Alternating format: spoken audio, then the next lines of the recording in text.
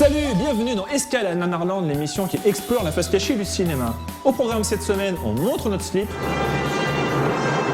on met le nez à la fenêtre et on dénonce des impostures.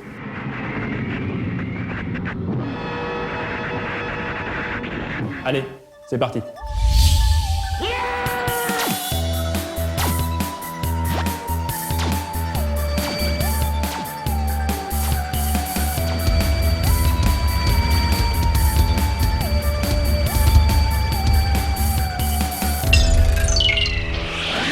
On nous accuse souvent de nous en prendre à des petits films obscurs ou fauchés. C'est faux.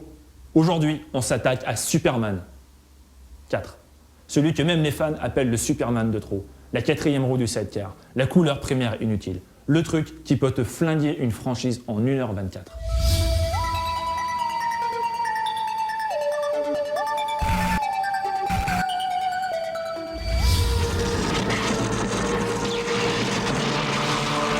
La vraie grosse loose de Superman 4, c'est lui, l'homme nucléaire, une créature née de la rencontre de missiles atomiques et du soleil qui ne s'exprime qu'en beuglant.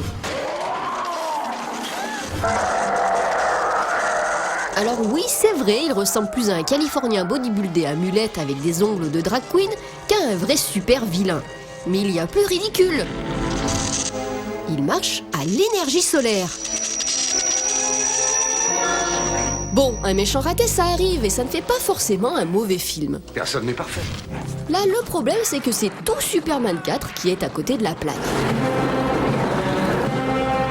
Les effets spéciaux ont 15 ans de retard.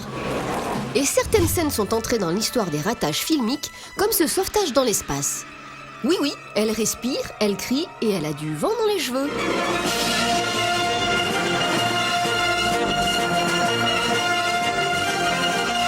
Si l'échec artistique de certains films reste un mystère, pour Superman 4, on connaît les coupables.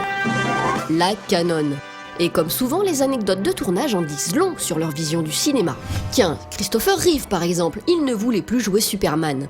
Donc ils lui ont promis que s'il tournait Superman 4, le studio financerait un projet qui lui tenait à cœur, Street Smart. Parfait. Il a signé, puis ils ont réduit le budget de Superman 4 de moitié. Autre embrouille typique du studio. Le premier montage du film faisait plus de 2 heures. À la Canon, ils ont trouvé ça long et se sont dit qu'il valait mieux raccourcir le film de 45 minutes et mettre ces scènes inédites de côté pour un Superman 5. On appelle ça des économies d'échelle. Souvenez-vous de ma devise. Plus les gens serrent les fesses, plus on passe à la caisse. Enfin, en vrai, on appelle ça un carnage puisque Superman 4 a fait un bid au box-office, ce qui a enterré le projet d'un Superman 5. Morale de l'histoire, le réalisateur a tourné 45 minutes de film pour rien, malgré un budget 2 fois moins élevé que prévu. Et voilà comment Superman 4 est devenu le film le plus cheap de la série, et de loin. Par exemple, si Superman reconstruit la muraille de Chine avec un pouvoir qu'on ne lui connaissait pas, c'est juste parce que ce trucage ne coûtait pas cher. Quant au choc des titans, ici c'est une sorte de course-poursuite à la Tom et Jerry où Superman et l'homme nucléaire se fight à grand renfort de maquettes toc et de mauvaises incrustations. Mais le manque d'ambition se voit surtout dans les duels. L'homme nucléaire attaque à coups de griffes.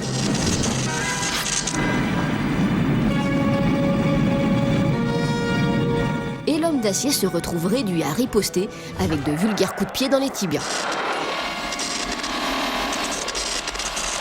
Pire que ces effets spéciaux foireux, ce qui fait vraiment mal, ce sont ces scènes de remplissage atroces qui composent les 3/4 du film. Qu'est-ce qu'il va dire?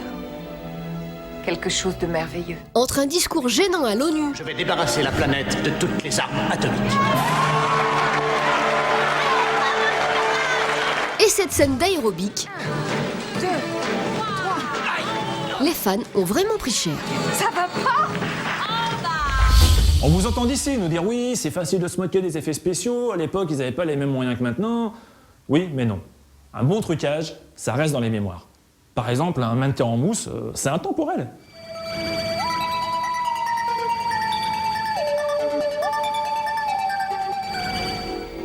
Malgré les 45 minutes de scènes jetées à la poubelle, il y a quand même eu 2 montages de Superman 4, la version US et la version internationale, plus longue de 3 minutes. Aujourd'hui, on trouve la version US sur tous les DVD, avec les scènes coupées en bonus. Mais lors de la sortie du film en VHS, la France a eu droit à la version internationale, et donc à ce superbe mannequin en mousse ascendant. Jenny!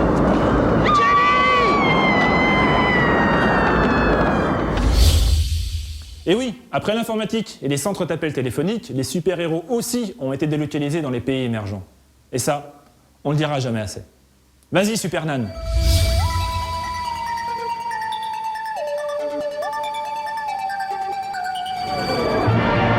Superman aux États-Unis, s'il n'y a pas au moins un avion ou une rame de métro à sauver, il reste à la maison.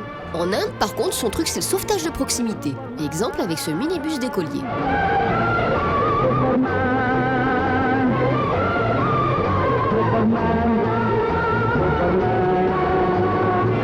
Et non seulement il sauve des enfants en musique, mais en plus il n'hésite pas à avoiner des monstres en carton lors de séances de free fight titanesques.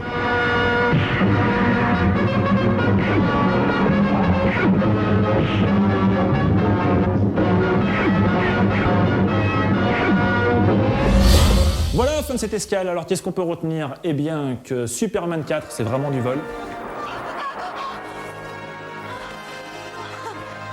Mais en même temps, il fallait bien trouver une réponse américaine à l'homme Puma. Et que Sergent Garcia a enfin réussi sa reconversion.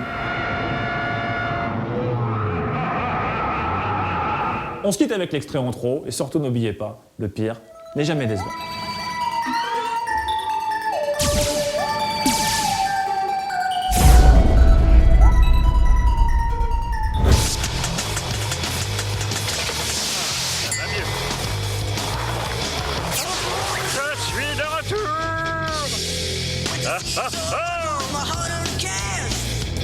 Bonjour, attachez vos ceintures, ça va balancer. Le commandant Rapp vous souhaite un très bon voyage. Et voilà, il n'y a personne d'autre que nous dans le ciel. Oh, que c'est beau de faire du tourisme comme ça. Ouais, quel pied!